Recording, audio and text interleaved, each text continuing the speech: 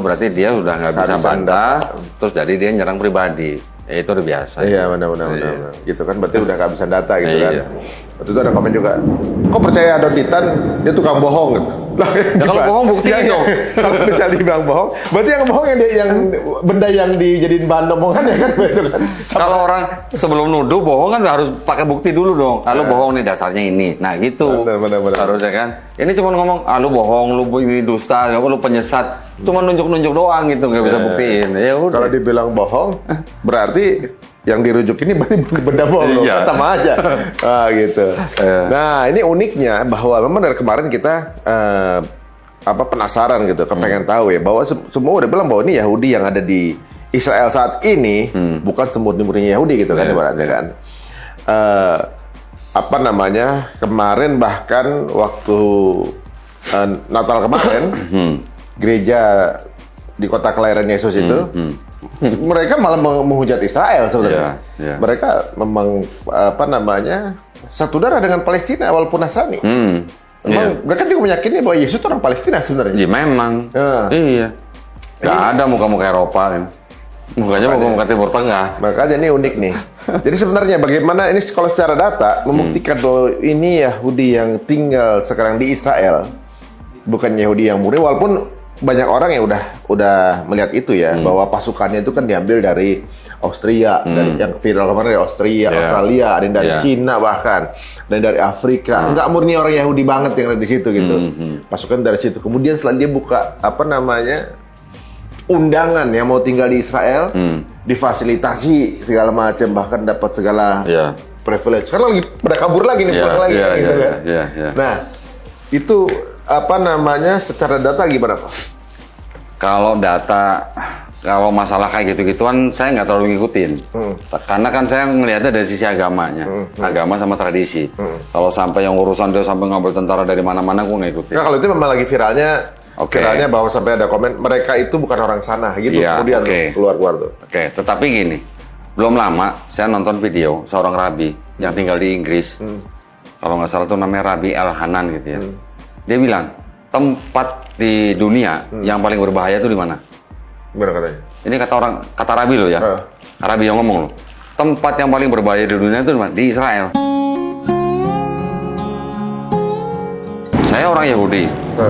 Saya sudah tinggal di Inggris itu kira-kira 36 tahun.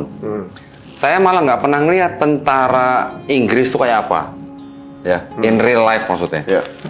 Tetapi di Israel coba, anak-anak itu udah tahu segala macam senjata, udah tahu segala macam tank, udah tahu segala macam pemusnah gitu lah istilahnya. Jadi di sono tuh memang dari kecil tuh memang sudah brainwash. Iya, sudah kayak lu memang udah nanti khusus harus perang gitu. Walaupun di Israel sendiri, orang-orang Yahudi yang ditinggal di sana tuh memang tidak semuanya pergi perang. Ada beberapa kelompok yang sama pemerintah Israel itu malah udah lu nggak usah ngapa-ngapain, lu belajar Taurat aja. Ada yang khusus begitu, ya. Dari pagi sampai malam mereka suruh belajar Taurat, yang kerja malah istrinya. Jadi yang memberi nafkah keluarga itu malah istrinya. Tetapi istrinya juga senang begitu. Jadi artinya mereka juga mengambil keuntungan dari ilmu yang didapat dari suaminya. Jadi suaminya ini setiap hari belajar Taurat. Ada sebuah kayak lembaga pendidikan namanya Yeshiva. Tiap hari orang cuma baca Taurat, laki-laki semua. Oh, jadi kalau bisa dibilang bahwa dia baca Taurat untuk cari nafkah juga gitu jatuhnya? Bisa jadi ya, itu memang dibiayain sama pemerintah katanya. Dan itu memang ini kelompok tertentu ya, nggak semua kelompok. Nggak semua kelompok. Nah, kelompok ini, dari satu kelompok ini tidak semuanya punya pekerjaan. Nah, mereka kerjanya itu, cuma belajar Taurat aja.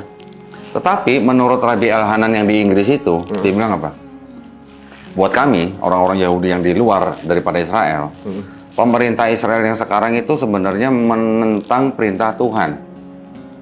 Kenapa? Karena buat orang-orang Yahudi yang seperti Rabi Elhanan itu, Mesias yang dijanjikan itu belum datang. Nanti katanya. Datangnya itu nanti. Kalau nanti sudah bangun bait suci ketiga. Kalau di dunia itu udah nggak ada perang. Kalau setiap manusia di bumi itu sudah mengenal Hashem. Gitu katanya. Nah, jadi buat orang-orang Yahudi yang diaspora ini, bahkan yang kelompok disebut dengan ultra ortodoks, Mereka juga di bawahnya ada yang namanya Nature Carte itu. Mereka tuh sangat menentang pemerintah Israel karena pemerintah Israel yang sekarang itu dianggap menentang perintah Tuhan. Mereka ingin mempercepat gitu. Mempercepat apa yang mereka anggap ada di Taurat gitu. Padahal orang-orang Yahudi ini suruh kembali karena nggak mau, belum waktunya. Karena belum ada orang Yahudi yang menerima perintah langsung dari Tuhan gitu. Ya. Nah, jadi mereka tuh menunggu itu gitu.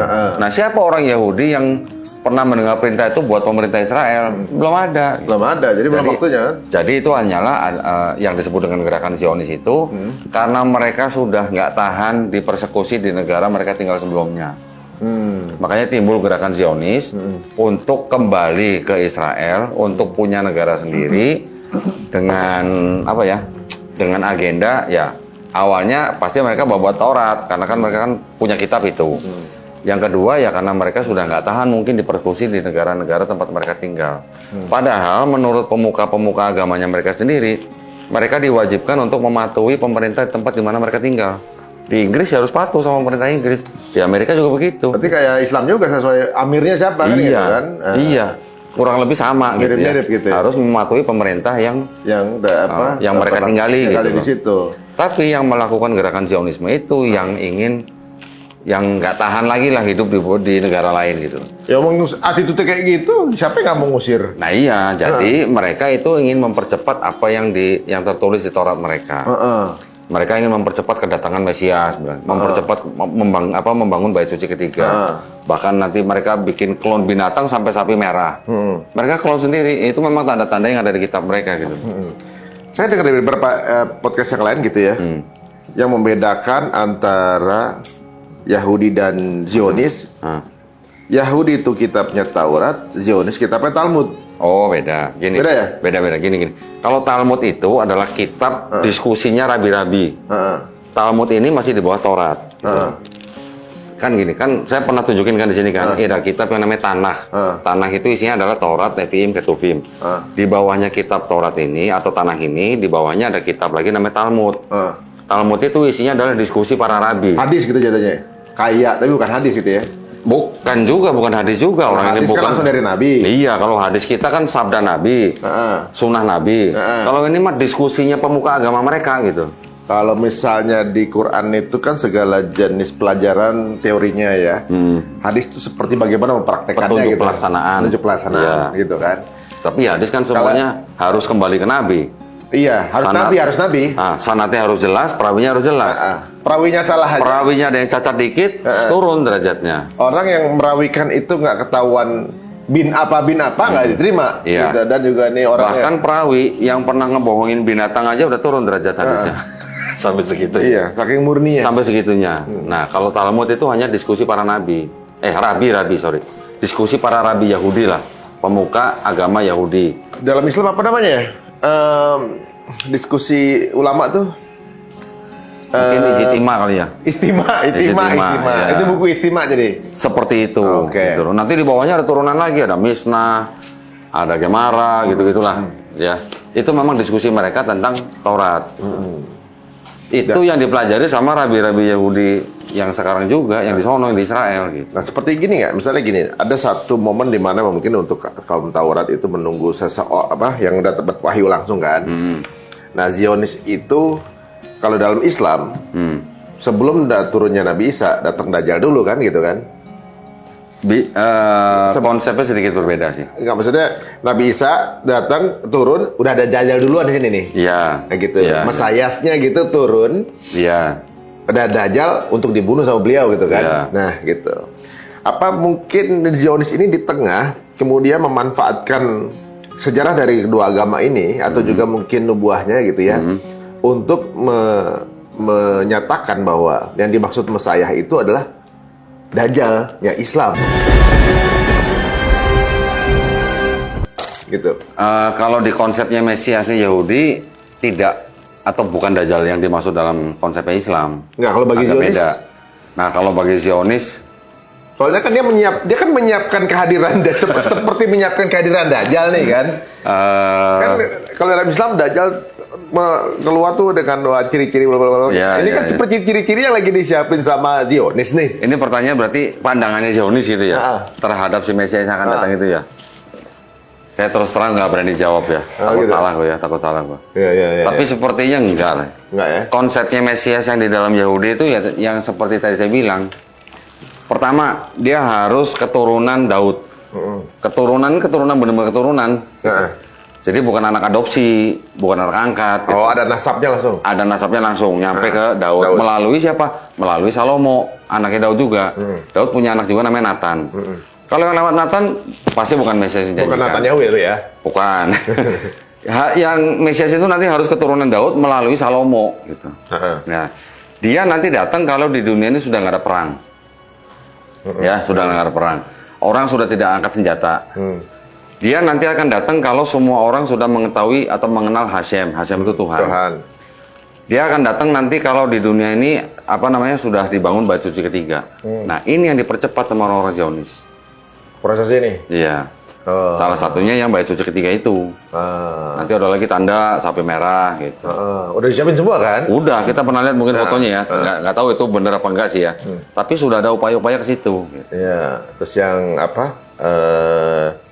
Haikal Salomo itu, Haikal Sulaiman itu bait suci kan? Bait sucinya udah disiapin. Mungkin kita nggak bisa buktikan secara langsung, tetapi kan upayanya sudah ada. Ya kan? Karena mereka kan sekarang cuma tinggal punya tembok ratapan. Di situ juga ada Masjid Al-Aqsa, ada Dome of the Rock. Kemarin habis dilihatin fotonya sampai Haikal kemarin. Nah, jadi kayaknya memang proses itu udah berjalan. Iya. Udah berjalan. Mungkin nggak bisa buktikan secara langsung, tetapi kan kita sudah tahu ada upaya-upaya seperti itu gitu loh. Tapi kalau sekarang kita telusuri lagi ke belakang, sepanjang sejarah, kalau yang kita sebut dengan Yerusalem, agama apa yang paling lama bercokol di Yerusalem? Sepanjang sejarah gitu. Ternyata Islam.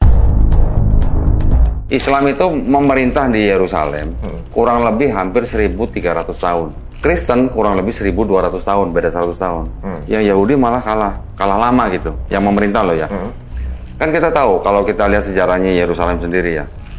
Mungkin kita mundur sampai ke milenium kedua atau kira-kira tahun 2000 sebelum Masehi. Ya.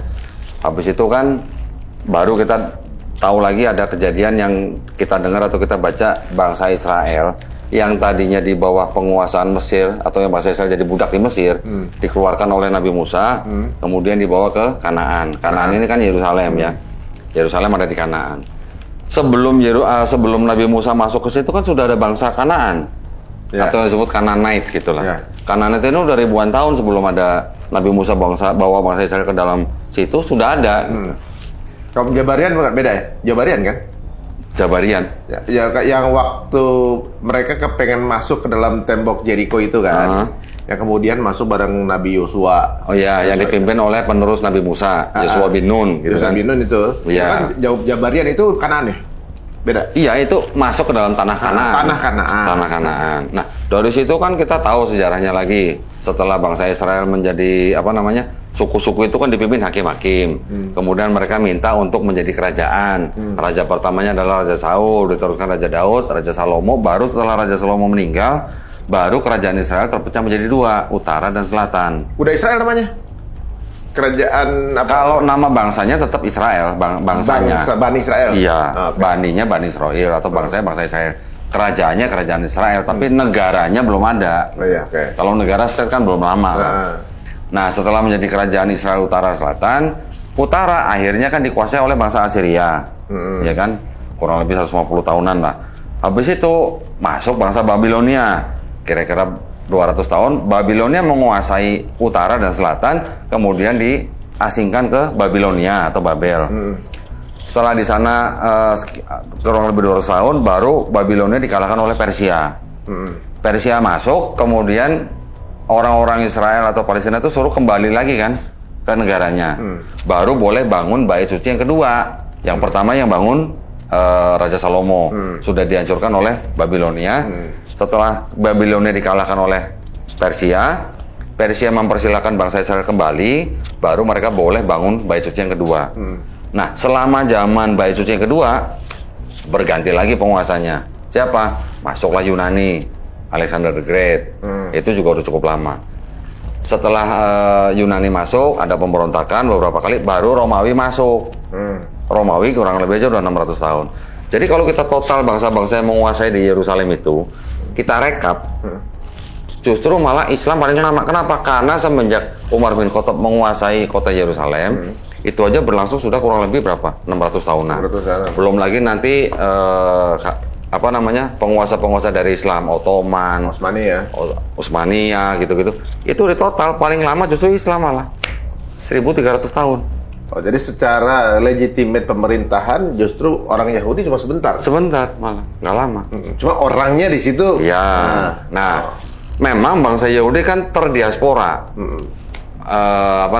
Pada waktu Babilonia terdiaspora, pada waktu Bait Suci kedua dihancurkan juga terdiaspora. Mungkin saya tunjukin, mau nggak ada semacam kayak timeline gitu loh, atau kayak ada semacam storyline gitu ya. Jadi ada timeline by data historinya ya, mungkin ya, biar mungkin bisa dipahami lebih mudah ya. Mungkin kalau misalnya teman-teman bisa cari literaturnya atau mungkin mau. Dan literatur ini tidak hanya literatur dari kalangan Kristen, tapi di Islam juga ada literaturnya gitu ya.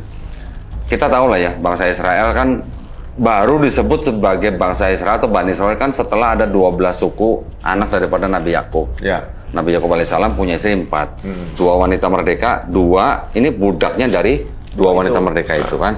Yang pertama kan namanya Lea, dia punya anak Ruben, Simeon, Lewi, Yehuda, Isakar, Zebulon.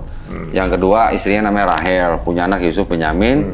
Yang ketiga Bilha, ini budak nih, dia punya anak Dan dan Naftali. Baru terakhir Zilpa punya anak Gad dan Asher. Baru setelah kita tahu kisah Nabi Yusuf yang dibuang oleh saudara-saudaranya, dibuang ke sumur, kemudian dijual ke orang Midian, terus kemudian dijual ke Mesir, sampai akhirnya Nabi Yusuf menjadi pejabat di Mesir, penguasa di Mesir. Pada waktu kelaparan, saudara-saudaranya yang dari kanan ini datang ke Mesir untuk cari makan. Malah dikasih tanda supaya mereka kembali lagi gitu, karena waktu pulang kan dikasih perak atau apalah di gandumnya gitu. Akhirnya setelah pulang baru mereka bawa hijrah gitulah. Nabi Yakubnya dan anak-anak yang lain sampai hijrah ke Mesir. Tetapi setelah di Mesir beranak pinak malah jadi budak selama lebih dari 4 abad. 4 abad menjadi budak di Mesir sampai akhirnya baru dibebaskan oleh Nabi Musa. Keluar dari situ. Tadi kan saya bilang mereka dipimpin oleh hakim-hakim. Terus tadi saya bilang kan baru mereka minta raja, ada Saul, ada Daud, ada Salomo. Barulah kemudian pada waktu Salomo dibangun Bait Suci pertama. Itu yang itu ya. Yang biru. Biru. Biru. Itu udah di abad ke berapa tuh? 10, abad 10 sebelum Masehi. Dari awal tuh bangsa Israel cari lihat itu, kemudian Mesir dibawa sama Nabi Musa tuh ya, ada Nabi Musa tuh. Kemudian diteruskan oleh Yosua bin Nun. Yosua bin Nun. Terus masuk itu tanah Kanaan ya kan? Ya, tanah Kanaan, pas sudah tinggal di sana. Sudah masuk, baru mereka dipimpin oleh hakim-hakim. Baru mereka minta menjadi kerajaan, dipimpin oleh Saul, Daud, dan Salomo. Pada zaman Salomo sudah dibangun Bait Suci yang pertama. Bait Suci yang pertama ya. Itu udah ada sekarang ya? Sudah, enggak, udah dihancurin yang sekarang. Oh, dihancurin sama Babel ya itu ya? Yang pertama dihancurin sama Babilonia, yang kedua dihancurkan oleh Romawi, Jenderal Titus di tahun 70 Masehi. Itu berarti bawahnya gambar ya. Gitu ya. Ini kan setelah Raja Salomo meninggal, kerajaan Israel terpecah menjadi 2, Israel Utara, Israel Selatan. Yang utara Raja Yeroboam, yang selatan Raja Rehoboam. Jadi sambil dilihat ya di layar kita, kemudian habis hakim-hakim, terus kerajaan Israel tuh Saul, Daud, Salomo, kemudian dibangun Bait Suci pertama di zaman Raja Nabi Sulaiman ya, berarti ya. Sulaiman atau Salomo 990 sampai 930. Ini sebelum Masehi berarti ya? Sebelum Masehi. Ini Israel Utara versus Israel Selatan gimana ini maksudnya? Setelah Raja Salomo meninggal, kerajaan Israel terpecah menjadi 2, kerajaan Israel Utara dan kerajaan Israel Selatan. Yang selatan dihuni oleh 2 suku. Ya, 2 suku, Benyamin dan Yahudi atau Yehuda. Berarti dua-duanya adalah anak Nabi Yakub. Satu cuman Benyamin, lain mak. Satu Benyamin, satu Yehuda. Ya. Yang satu jadi bangsa Yahudi, yang satu jadi bangsa Benyamini. Enggak. Ada nggak sih? Enggak. Jadi kalau kata Yehuda itu yang menjadi cikal bakal kata Yahudi yang kita sekarang kenal. Nah, yang di utara itu 10 suku yang lain. Berarti belum ada Yahudi ya di 1930 sebelum Masehi, baru ada di situ berarti. Belum ada istilah Yahudi, belum. Belum ada istilah. Tapi keturunan Yahuda. Ya, masih disebutnya Yehuda. Yehuda adalah kan anak keempat daripada istri yang pertama gitu. Nah, terus baru setelah ada utara dan selatan, yang utara dikuasai oleh Assyria di abad ke-8. Orang Syria berarti ya? Ya sekitar situlah, nggak jauh dari situlah. 700. Nempel malah kalau nggak salah. Kemudian baru di abad ke-6 Assyria itu dikalahkan oleh Babilonia. Sebelum Masehi ini semuanya abad sebelum Masehi ini. Ya. Nanti masuk Masehi baru setelah Roma masuk gitu. Oke. Baru Assyria dikalahkan Babilonia kemudian membawa orang-orang Israel itu ke Babilonia atau ke Babel, pembuangan gitu, dibuang. Ya. Baru di abad ke-6 juga bangsa Babilonia itu dikalahkan sama Persia. Jadi Persia mengalahkan Babilonia, orang-orang Israelnya dipulangkan ke Palestina gitu. Baru setelah dipulangkan, orang-orang Israel yang di Palestina itu diperbolehkan untuk membangun Bait Suci yang kedua. Oh, ini masih abad kelima ya? Sebelum Masehi ya? Abad ke-6 lah inilah. Ini penjajahan Persia jajah Israel bagian mana? Semuanya. Karena kan gini, waktu Assyria masuk, yang dikuasain cuma utara. Waktu Babilonia masuk, utara selatan dikuasain Babilonia. Kemudian waktu Persia masuk, Babilonia kalah, berarti Persia menguasai semuanya, utara dan selatan. Berarti memang dari zaman dulu daerah perebutan ya, daerah tanah Sam itu ya? Karena titik sentral dunia kali ya? Awalnya malah Israel masuk sudah ada bangsa lain belum? Sudah ada bangsa Kanaan gitu bilangnya, Canaanite gitu. Itu malah udah jauh sebelumnya sudah ada bangsa Canaanite. Jadi memang wilayah itu memang wilayah perebutan. Oh, gitu. Ini belum selesai nih. Jadi nggak bisa ngeklaim sembarangan sebenarnya. Harusnya begitu. Dan Persia ini belum selesai, masih ada Yunani, masih ada Romawi. Nah, Bait Suci kedua dibangun. Setelah Bait Suci kedua dibangun, barulah bangsa Israel ini masuk ke dalam masa Bait Suci kedua. Bait Suci kedua ini di sini, ini juga ternyata masuk Yunani. Masuk habis Bait Suci kedua itu mereka terbagi dua jadi Zoroastrian. Oh bukan. Ini di bagian yang ini saya cuma ingin menggambarkan ini nanti ada proses terciptanya agama Kristen. Ada agama Kristen dengan Yahudi itu ada hubungan? Ada, makanya di sini okay. Di sini nanti saya jelasin bagaimana terciptanya agama Kristen awal-awal gitu. Jadi pada masa Bait Suci yang kedua ini kan ada penjajahan dari Yunani di abad keempat sebelum Masehi, kemudian baru di abad pertama Yunani tadi sebelum Masehi ya, Romawi juga sebelum Masehi abad pertama masuklah Romawi. Jadi pada saat yang disebut dengan penjajahan Romawi itu di daerah Palestina itu sudah ada 4 kelompok sebenarnya. 4 kelompok itu adalah Saduki, Eseni, Zelot, dan Farisi. Sebenarnya ada 5. Satu lagi tuh namanya kelompok Samaritan yang sebelah kanan nih. Samaritan ini orang-orang yang dibilang orang Israel tapi agak berbeda gitu ya dengan yang mayoritas. Bedanya apa? Kalau yang Israel utama, mereka percaya bahwa Ishak yang mau disembelih oleh ayahnya Abraham itu di Gunung Moria. Kalau Samaritan percayanya Ishak yang mau disembelih oleh ayahnya Abraham itu di Gunung Gerizim. Beda gunung gitu loh. Beda gunung bro gitu loh.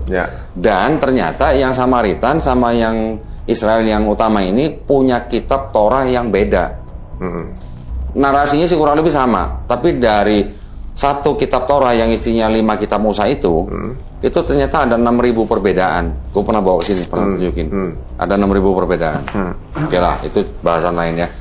Tetapi dari kelompok-kelompok Yahudi ini juga selain mendapat pengaruh dari Zoroastrianisme, juga ada pengaruh dari Helenisme, karena kan dari Yunani kan ada Helenisme. Ratu Helena. Iya, Dewi Helen. Karena Israel pernah berada di bawah penjajahan Yunani, otomatis Yunani kan bawa budaya Helenisme. Nah, dari Mesir sampai ke banyak daerah di daerah situlah. Kemudian juga ada pengaruh dari yang non-Yahudi. Non-Yahudi ini bisa juga mungkin dari orang-orang yang di daerah Mediterranean itulah. Dari 4 kelompok ini, yang punya pengaruh terhadap Kristen itu yang pertama adalah yang Eseni. Karena Eseni adalah golongan yang mistis yang mereka sebenarnya maunya memisahkan diri dari orang banyak, mereka maunya beribadah gitu. Jadi nggak duniawi gitu ya? Nggak duniawi lah istilahnya. Bahkan kalau kita pernah dengar ada dokumen Dead Sea Scroll yang diketemukan di Qumran itu, dipercaya yang menulis adalah kelompok ini, Esseni. Kelompok kedua yang mempengaruhi Kristen itu di kelompok Zelot. Kelompok Zelot itu kelompok yang pemberontak. Nah, salah satu kelompok ini ada yang jadi murid yang disebut murid Yesus lah, Simon gitu.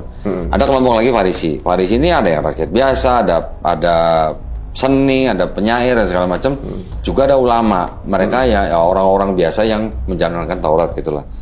3 kelompok ini yang mempengaruhi adanya Kristen, karena kalau kita tahu ada yang namanya Paulus, pernah dengarkan Paulus kan? Paulus dari kelompok Farisi. Oh gitu. Walaupun dia dari suku Benyamin, tapi pada waktu itu dia masuk ke kelompoknya adalah kelompok Farisi.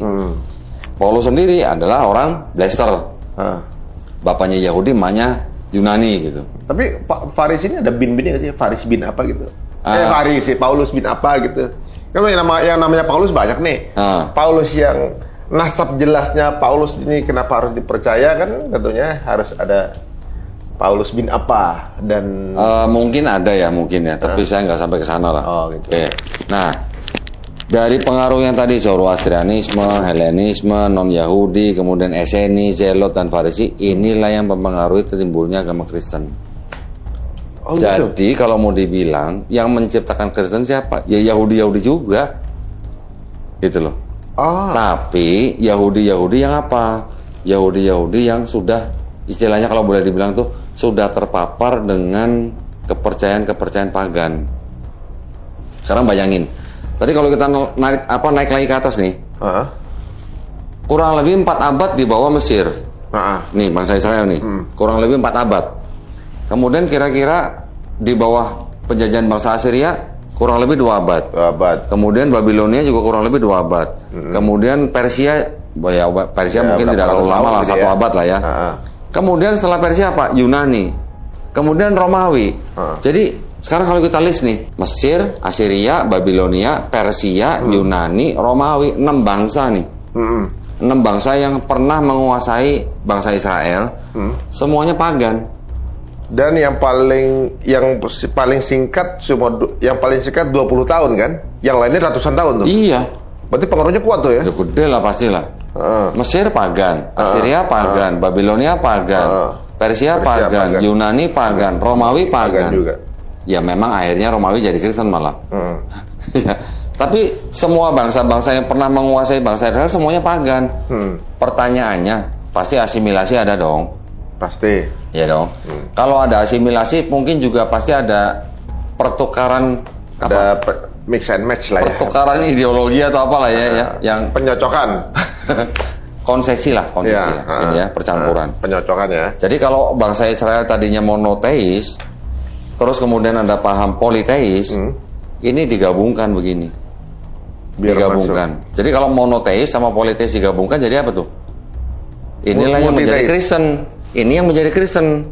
Gabungan ini yang menjadi Kristen. Kalau yang monoteisnya tetap Yahudi. Tapi monoteisnya Yahudi dipakai sama Kristen. Digabungkan dengan politeisme bangsa-bangsa yang sudah mempengaruhi itu, digabungkan jadi apa? Jadi monopoli dong berarti. Monopoli, monoteis, politeis, monopoli. Jadi monopoli atau monopoli. Tadi gua SNI ya, dia monopoli. Bikin rame, dia monopoli. Satu-satu ya. Satu-satu apa? Aduh. Nah, kurang lebihnya begitu, kurang lebihnya. Berarti ajaran awalnya Nabi Isa sebenarnya kan monoteis dong. Kalau Nabi Isa jelas monoteis dong. Kan maksudnya Tuhan yang satu gitu kan. Tuhan yang satu ya. Tahu, cuman karena pengaruh orang-orang yang menciptakan agama Kristen ini adalah orang-orang yang sudah terpapar budaya-budaya yang dibawa oleh bangsa-bangsa lain. Politeis itu. Helenisme kan pagan. Bahkan ada satu Bible, kayaknya pernah saya tunjukin di sini. New American Bible Revised Edition, John 1:1. Ada kata-kata logos. Itu ternyata juga pengaruh dari Helenisme filosofi. Ada catatannya ada catatan kakinya di situ. Jadi pola-pola tiga ini di pagan kuat juga ya? Kuat. Nah sekarang kita lihat aja, Mesir pagan kan, dewa-dewanya lah ya, kita tahu lah, mungkin ada Osiris, Horus, Ra gitu kan. Assyria juga kan pagan. Gua lupa nama dewanya. Babilonia juga pagan. Namrus, Tamrus, Semiramis. Persia juga pagan, ada Mitra, Ahwara Mazda dan segala macam. Yunani pagan juga, dewa-dewa, ya kan? Romawi juga begitu. Jadi semuanya pagan. Jadi itu adalah gabungan daripada ajaran-ajaran pagan yang mempengaruhi Kristen. Oh. Oke, gitu. kita nggak ngomongin Kristen lah ya sekarang sebenarnya. Benar. Ya juga kalau kita bukan Kristen di Indonesia kok, tenang aja nih yang ada di Israel yang. Ya, yang kita mau ngomongin ini kan Yahudinya nih. Yahudinya yang akhirnya bagaimana kelanjutannya sampai sekarang ini kan. Kita tahu kan pada waktu Bait Suci kedua sudah dihancurkan, Yahudi kan terdiaspora lagi. Ya. Pada waktu terdiaspora mereka ada yang di Eropa, Eropa Selatan, Eropa Utara, ada yang di Timur. Itu yang menimbulkan juga kelompok-kelompok yang lain yang disebut dengan kalau di Eropa yang bagian Spanyol itu namanya Yahudi Sefardi. Nanti ada yang di agak utara namanya Yahudi Ashkenazi. Yahudi Ashkenazi ini juga ada pindah nih dari Eropa Utara yang bagian Nomaden barat. Ya? Hah? Nomaden? Iya, lah kan mungkin dipersekusi. Oh ya, lagu gitu. ya. Akhirnya ke timur gitu. Jadi di Eropa Timur. Tapi juga ada Yahudi yang sudah terdiaspora itu ada yang balik ke Israel, ke Palestina. Sebelum gerakan Zionisme ada juga. Kalau Yahudi-Yahudi yang tidak keluar daripada Palestina itu kebanyakan Yahudi kelompok Mizrahi namanya. Yang masih stay di situ. Yang sudah dari diaspora ada yang balik sebelum Zionisme. Nah, kita tahu pada waktu gerakan Zionisme dimulai di akhir abad 19, Theodor Herzl kan sudah mulai melakukan upaya kepada Ottoman, Sultan Abdul Hamid II gitu kan. Ditolak dan segala macam dengan upaya mereka yang di luar sana, akhirnya mereka bisa merdeka sampai menjadi negara Israel. Ya kan? Nah, tetapi kan masih banyak Yahudi-Yahudi yang di luar daripada Israel yang masih tinggal di negara orang gitu. Oke, yang kembali kayak Palestina mungkin jutaan. Sekarang mungkin berapalah yang di Israel lah ya. Tetapi kan masih banyak nih Yahudi-Yahudi di luar daripada Israel yang mereka tidak setuju bangsa Yahudi mendirikan negara Israel. Itu masih banyak. Jadi yang setuju memang yang di Israel aja sebenarnya. Iya, yang setuju dengan gerakan Zionisme. Sekarang kita tahu tadi dari sejarahnya dari bangsa Mesir sampai ke Yunani Romawi, asimilasi pasti ada. Diaspora pada waktu mereka ke seluruh dunia, ada asimilasi juga dong. Buktinya apa? Kita bisa melihat ada Yahudi Kaifeng namanya di Cina. Ada Yahudi. Namanya Yahudi Kaifeng.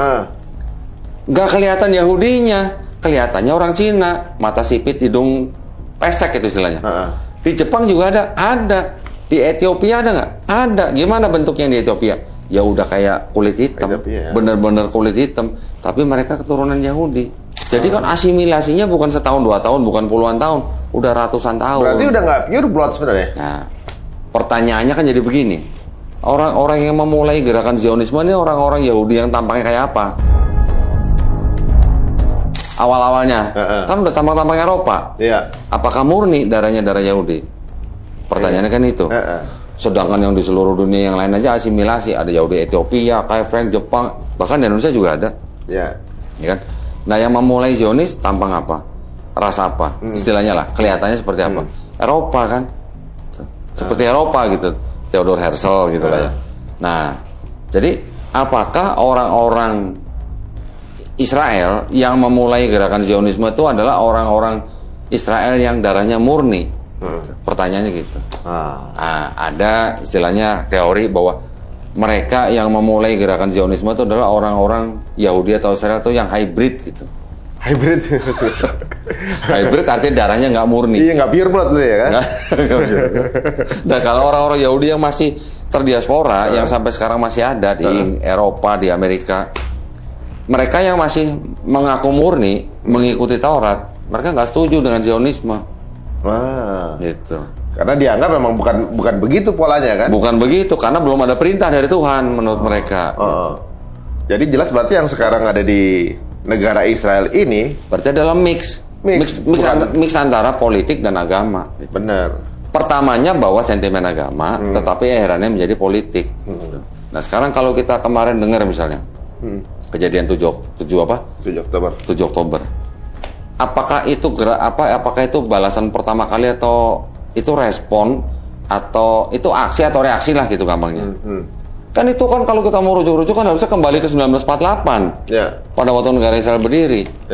dari 1948 apa tindakan orang-orang Israel terhadap orang-orang Palestina? Sudah ada upaya genosid. Memang sudah dari Nakba, kan? Nah, iya dari awalnya kan sudah ada.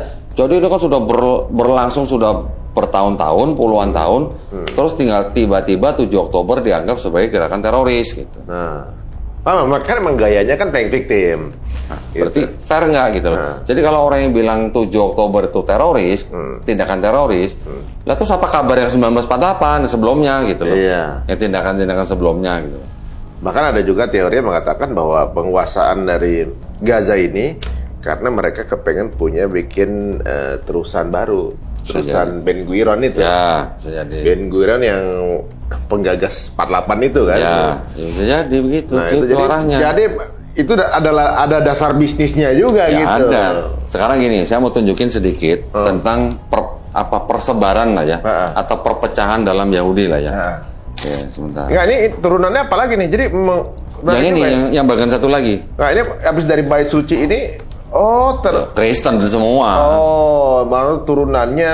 Itu, ini lahirnya agama Kristen. Iya. Yang bagian itu adalah lahirnya agama Kristen. Oh gitu. Nah ini kita nggak usah bahas lah, kepanjangan. Juga ya, bener ya. Kalau kita bicara Kristen, panjang banget sampai ke bawah tuh. Perpecahan nanti ada Katolik, Ortodok, Katolik nanti pecah sama Protestan. Nanti di bawahnya Protestan ada Lutheran, Anglikan, Calvinis, Baptis, Metodis, macam-macam. Ini semuanya terlalu complicated. Banyak lah. Kita nggak usah bahas yang ini kan, kita mau bahas yang Yahudi aja kan. Oke, sekarang di bagian yang satu lagi. Ya itu ya.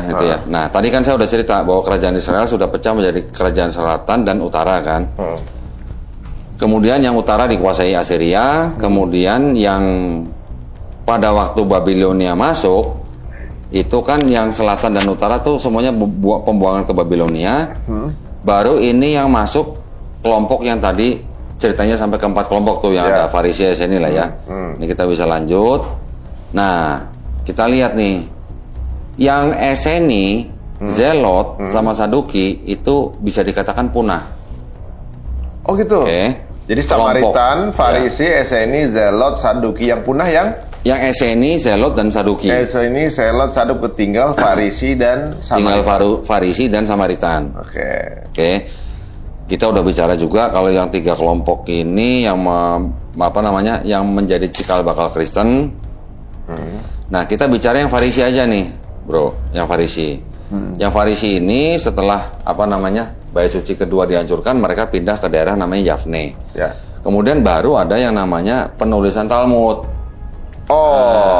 Kaum Farisi berarti. Ya, Talmud ini ditulis kira-kira dari abad pertama sampai ke-5 Masehi. Ya.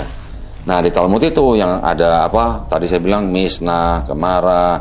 Ini tafsir-tafsirnya lah ya. 1-5 Masehi berarti udah ada Nabi Isa dong? Ya sudah nggak ada malah sudah nggak ada. Nabi Isa kan kira-kira di awal abad pertama.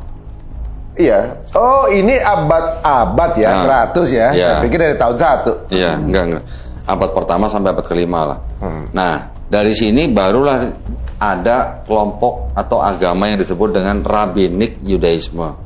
Setelah ada Talmud di 100-500 Masehi. Ya, jadi pada waktu itulah baru kita kenal yang namanya ada agama. Jadi ini perpecahan gitu loh, bro. Pecahannya tuh di sini. Perpecahan antara Yahudi dan Kristen gitulah. Yang kiri ke Yahudi Kristen, yang kanan ke Talmud, Rabbinik Yudaisme. Ya, jadi ini Yahudi pecah nih ceritanya nih. Pecah kongsi gitulah. Ya. Kiri ke Kristen, kanan ke Yudaisme. Turunnya lagi dari Yahudi Kristen yaitu Kristen non Yahudi. Baru tuh ke Kristenan. Ya, itu ceritanya yang di bagian yang sebelumnya. Ceritanya nanti panjang. Masih ada Yahudi yang masuk Kristen tapi tidak menuhankan Yesus, masih ada. Gitu. Namanya kelompok Yahudi Ebionites. Mereka nggak makan babi, mereka sunat, tapi mereka menganggap Yesus bukan Tuhan, hanya pemimpin agama. Masih ada Yahudi. Mereka membolehkan untuk membuat cabang-cabang sendiri gitu, nggak? Iya. Murni yang diturunkan sebenarnya. Nabi satu nurunin itu murni dijalankan nggak? Disesuaikan dengan bisa begitu. Kepengenannya mereka gitu. Bisa begitu. Kayak ini ya prasmanan berarti yang diambil yang pengen aja. Iya. Jadi ada Yahudi yang masuk agama Kristen tapi tidak menuhankan Yesus. Nanti yang menuhankan Yesus itu yang mengikuti pola pemikiran Paulus gitulah. Nah, yang tidak mengikuti Paulus yang disebut dengan Ebionite, nanti ada lagi Nazarin. Dipercaya sih kelompok-kelompok ini yang akhirnya bergabung dengan Islam. Gitu ya. Complicated banget ya. Nah, setelah adanya Judaisme, pecah lagi nih bro. Ada yang disebut dengan Beta Israel, yang di atas kuning itu. Ada yang pecah karena dia menolak Talmud. Yang menolak Talmud ini menjadi kelompok yang disebut dengan Karaej. Karaej ini Yahudi yang menolak Talmud. Nah, terus ada yang kelompok utamanya disebut dengan kelompok Judaism ini. Ini juga pecah menjadi yang tadi saya bilang, yang berdasarkan lokasi-lokasi. Ada yang Sephardi. Pecahannya pecah lagi 3 gitu. Nah, Sephardi. kelompok tapi ini ya, kelompok ya. Ada yang Sephardi, itu di daerah Spanyol dan Portugal. Nanti ada Askenazi, itu daerah Italia, yang pindah ke Jerman, terus baru kemudian pindah ke Eropa Timur. Ada yang Mizrahi, ini yang tetap di Timur Tengah. Yang tinggal ini yang tetap di Palestina. Kelompok Mizrahi ini, ya. Nah, yang kelompok Mizrahi ini nanti yang disebut dengan Sephardi. Sorry, bergabung dengan Sephardi karena yang Sephardi yang di Eropa juga sebagian ada yang balik ke Palestina. Jadi akhirnya kelompok yang Mizrahi dan Sephardi yang dari Eropa, setelah mereka sebagian kembali ke Palestina, kelompok yang ini akhirnya disebut sebagai kelompok Sephardi. Ini masih sebelum 48 ya? Apa sudah? Sebelum. Ya? Jadi mereka kembali ke tanah Palestina bukan sebagai settlers ya? Bukan sebagai Zionis juga loh ya. Hanya karena mungkin kepentingan agama yang jauh lebih kecil lah dibandingkan dengan yang Zionis. Jadi Sephardi ini juga pecah, ada yang balik ke Israel, ada yang ke Amerika. Nah, yang ke Amerika ini yang mempunyai komunitas Yahudi Amerika. Yang dari Askenazi ini timbul gerakan yang namanya dengan gerakan Hasidik. Ini yang diketuai oleh Baal Shem Tov, kira-kira di abad ke-18. Yang Hasidik pecah, nanti menjadi non-Hasidik Mix Nakdim. Pecah lagi, jadi pecahannya pecah lagi. Gini terus ya. Ya kalau lihat dari awal tuh. Iya, nanti selain itu juga ada Yahudi Hasidik. Nah, kita yang Hasidik dulu nih. Yang Hasidik ini juga ada yang sebagian migrasi ke Amerika menjadi disebut dengan kelompok Haredi atau Hasidik.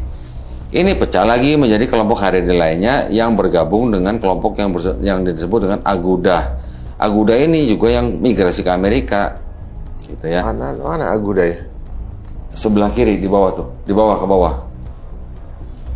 bawah. Nah di situ kan tuh ada Haredi di bawah tuh ya, ada Hasidik tuh ya. Hasidik ini kan tadi pecah menjadi Chabad Lubavitch, kemudian ada disebut lagi kelompok Haredi lainnya.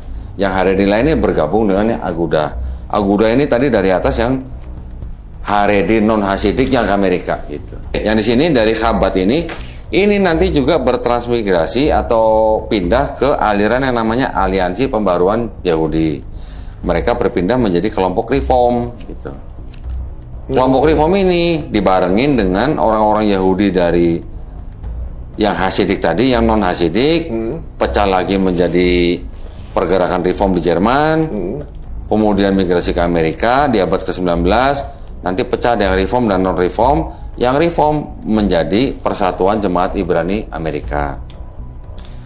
Nanti yang pecahannya yang dari yang Reform, yang non Reform ada lagi pecah menjadi konservatif, ortodok modern, di mana Yudais konservatif ini membuat Persatuan Sinagog Konservatif Amerika. Ini turun menjadi rekonstruksi Yudaisme. Nah, kelompok yang Persatuan Jemaat Ibrani, Persatuan Sinagog, Aliansi Pembaruan, rekonstruksi Yudaisme, ini masing-masing kalau ada yang disebut dengan reform, ada yang disebut dengan konservatif. 4 kelompok ini disebut sebagai kelompok Yahudi yang progresif Yudaisme. Ruwet kan? Baru begini aja ruwet. Gimana yang Kristen loh? Sama begini juga? Lebih ruwet. Lebih ruwet daripada, jauh lebih ruwet. Grafik yang tadi? Iya. Apa namanya? Yang di bawah. Bagian yang tadi tuh? Yang di bawah setelah terbentuk Kristen, bawahnya menjadi Kristen apa? Itu jauh lebih ruwet daripada ini. Ini nggak ruwet ini. Ini belum ruwet. Ini nggak ruwet, ini ruwet ini. Belum. Ini pecahannya dari tadi, dari awal. Ini tabel kedua setelah yang sebelumnya tadi. Iya. Ini tabel sebelumnya aja tuh udah maksudnya kemurniannya ya. Segini dibilang ruwet. Yang Kristen itu jauh lebih ruwet. Beneran. Ya kalau dilihat dari bagan ini ya mengenai Yahudi, mereka tidak men-treat Yahudi sebagai agama kalau pandangan saya. Sudah menjadi apa ya? Udah jadi kayak golongan aja, Iya. atau udah Iya. kayak perusahaan lah gitu Iya, misalnya. betul. Tetapi Yudaismenya tetap mengikuti gitu. Enggak ya, Yudaisme jadi kayak value aja Agamanya gitu. tetap mengikuti. Dengan value aja gitu. Iya. Tapi ini perpecahan itu biasanya terjadi karena ada kepentingan. Iya, pasti. Skala ini politik sebenarnya jatuhnya. Ada skala kepentingan, kepengennya begini. Mungkin politiknya bukan politik negara kali ya. Iya Pak, politik Apa? golongan, Organisasi, golongan. Nah. Iya. Nggak, kalau misalnya mereka misalnya menganggap bahwa Yudaismenya ini adalah sebuah keyakinan, mereka pasti akan takut bikin sekte sendiri Iya. atau takut bikin aliran sendiri. Kenapa? Siapa tahu lama-lama melenceng gitu.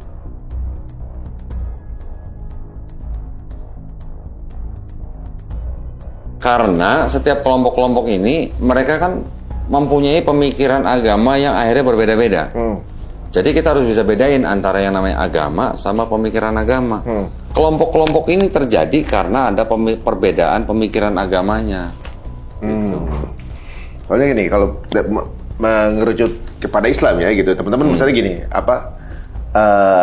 bukan berarti karena keyakinan kita juga, ibaratnya bahwa di Islam itu kan Quran, ada yang punya pandangan berbeda dari satu huruf aja, itu pasti rame. Sudah bisa beda. Gitu. Iya. Nah, adanya perbedaan di Islam itu di perkara fikih kan? Ya. Nah, kan Nanti gini, saya punya bagian serupa untuk yang Islam. Versi Islam. Boleh juga. Nanti kita bisa lihat ya. Sebentar aja ya. Kita selesaiin dulu yang ini nih. Jadi di Amerika kelompok-kelompok Yahudi yang terbentuk akhirnya menjadi apa? Menjadi dua yang utama, progresif Yudaisme dan Ortodoks. Ya. Nah, di bawahnya progresif. Mana bagian yang mana tuh? Oh, yang biru. Ya, yang bawah nih. Biru. Coba geser ke kiri sedikit. Nah, itu tuh. Oke. Paling bawah tuh kan ada. Jadi 4 kotak itu menjadi yang namanya kelompok progresif Yudaisme. Yang sebelah kanan itu yang Ortodoks. Ya. Tapi di dalamnya progresif itu kan ada kelompok reform dan kelompok konservatif gitu. Nah, bedanya cuma itu aja. Jadi kalau kita lihat di Amerika sekarang, orang Yahudi yang reform 30% kurang lebih. Yang konservatif 30%, yang Ortodoks 20%. Sisanya campuran gitulah. Yang ini yang pro Zionis yang mana? Kalau Nggak ada. yang sebentar, yang menentang ya. Kalau saya nggak bisa bilang semuanya menentang. Nggak, kalau secara bagan. yang paling menentang itu Ortodoks. Ortodok anti Zionis. Iya, gitu. dia yang anti dengan negara Israel. Bahkan orang Yahudi sendiri dia dibilang antisemit kan juga. Padahal dia Malah dia berasal dari Semit malah. Iya, dia sebenarnya. Semit kan. Iya, gitu. ya keturunan Sem gitu. Ya kalau antisemit, Arab juga antisemit kan? Kan sama-sama keturunan Sem. Iya, Arab juga keturunan Pasti kan Sem. bilang orang Palestina antisemit, nggak mungkin dia juga Semit. Kan kalau dibilang anti-Semit berarti kan anti keturunan Sem. Keturunan Sem. Iya. Arab itu kan Sem juga. Sama, keturunan Sem juga. Ada yang bilang kita Sem juga atau Han kan? Han kan Afrika kan ya. Kita lebih ke Sem sebenarnya kan. Hem. Yang Afrika Hem. Ham kan Ya. Afrika kan Ham. Ham atau Hem. Yang Asia termasuk Indonesia Yafet. Oh kita Yafet. Yafet. Karena sipit-sipit. Iya. Oh gitu. Jadi Ham Afrika, Sem ke Timur Tengah, termasuk Israel, Arab, terus yang Yafet yang ke Asia, termasuk ke Indonesia. Berarti ini ya ortodok anti Zionis, konservatif ada yang pro. Ada mungkin lah ya sebagian saya nggak sampai sedetil sampai konservatif yang pro berapa gitu enggak. Tapi kalau kita lihat di Israel sendiri itu juga memang ada kelompok-kelompok Yahudi lagi yang kalau boleh dibilang berdasarkan apa ya? Kalau orang bahasa Inggrisnya tuh observant gitulah, melakukannya sampai di mana gitu. Contoh di Israel itu ada kelompok yang disebut dengan kelompok Hiloni. Mereka sekuler. Hiloni. Iya, itu yang warna orange tuh sebelah kanan tuh. Oh. Nah, Oke. nanti ada kelompok yang lebih kecil sedikit namanya kelompok Masorti. Ini semi mengamalkan Taurat maksudnya. Nanti ada kelompok lagi Dati namanya, itu mereka taat. Ada lagi yang Haredi, itu sangat taat. Nah, yang tadi saya bilang, yang ada kelompok Yahudi yang cowok kerjanya cuma belajar Taurat dari pagi sampai malam, itu yang Haredi. Oh. Atau disebutnya kelompok Haredim gitu lah. Ya udah nggak keduniaan lagi guys gitu ya. Tapi mereka yang nyari duit malah istrinya, yang cowok hanya belajar Taurat gitu. Sampai segitunya. Gitu. Jadi mulai setelah ngobrol gini jadi masuk akal waktu kemarin ada IDF ngebanting Rebai. IDF Israelnya ya. Dia kebanting Rebai. Iya, karena Rebai itu menentang Zionisme dan menentang negara Israel.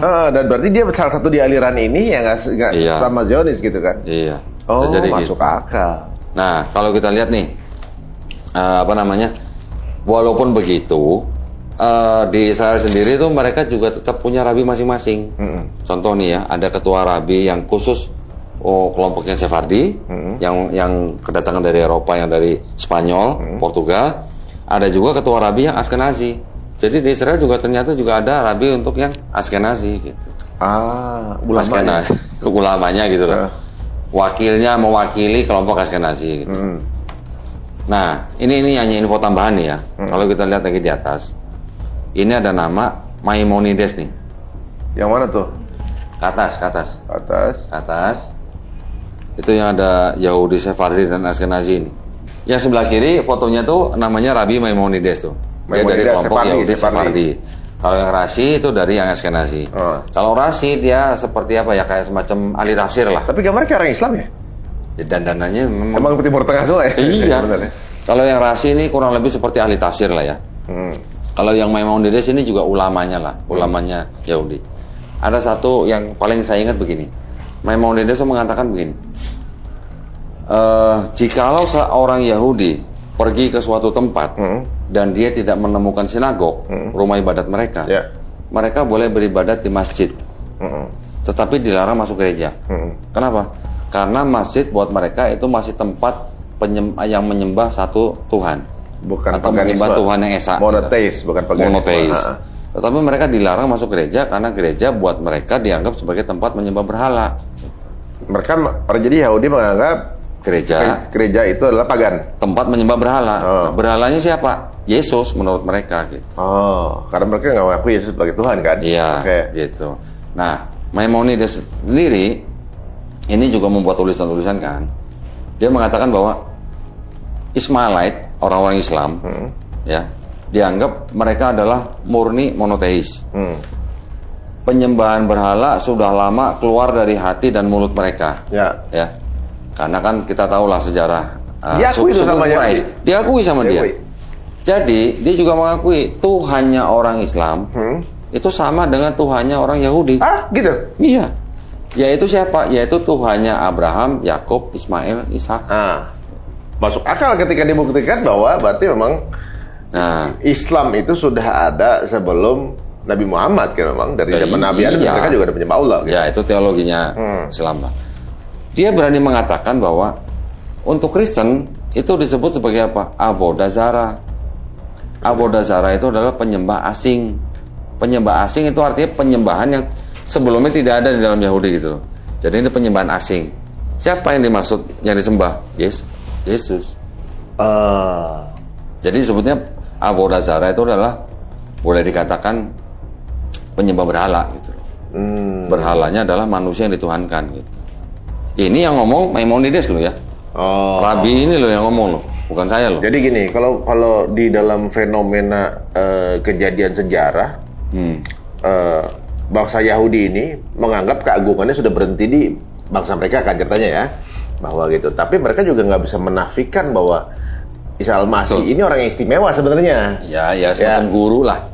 Istimewa lah gitu. Tapi mereka nggak mengakui di situ kan, selesai kan gitu. Karena gini. Kenapa mereka tidak mengakui Yesus sebagai Mesias seperti orang Kristen? Walaupun kita Islam juga mengakui Isa sebagai Al-Masih atau Mesias. Yang tadi alasan-alasan yang tadi saya sebutkan, mereka tidak mengakui Yesus atau Isa itu sebagai Mesias atau Al-Masih karena apa?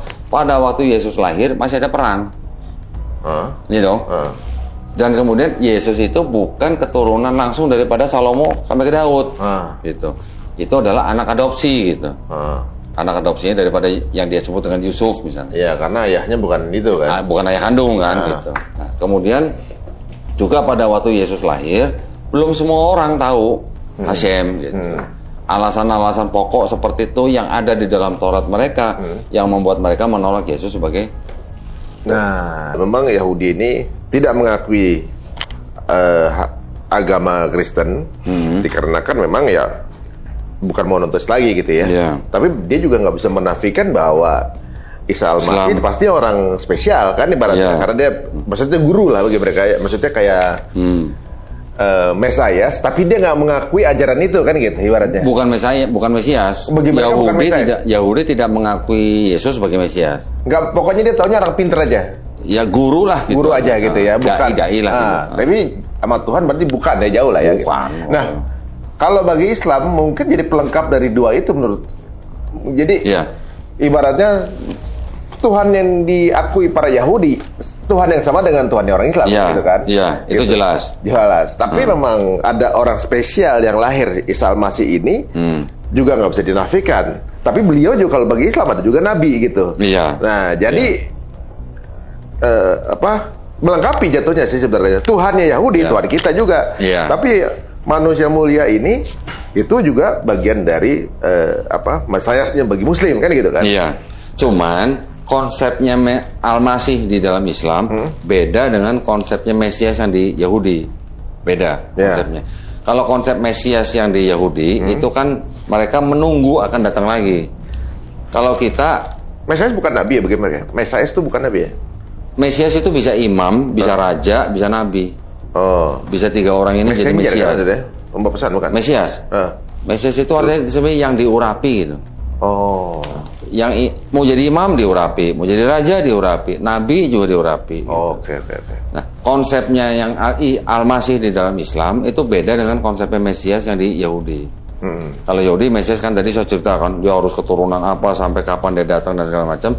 Kalau yang kita kan hanya memandang Nabi Isa Al-Masih itu karena dia bisa membuat mukjizat dengan menyembuhkan orang, bahkan sampai bisa membangkitkan orang mati hanya dengan cara mengusap gitu. Nah, Al-Masih itu artinya bisa mengusap itu kalau ya. Kalau bedanya di situ. Bagi Yahudi nggak mengakui karena dia bukan keturunan asli Daud, kan? Iya. Nah, kalau dalam Islam orang-orang mulia itu tidak dilihat dia kayak misalnya ini keturunan Bani Israel, tetap aja dia ada nabi kita kan gitu. Iya. Kan?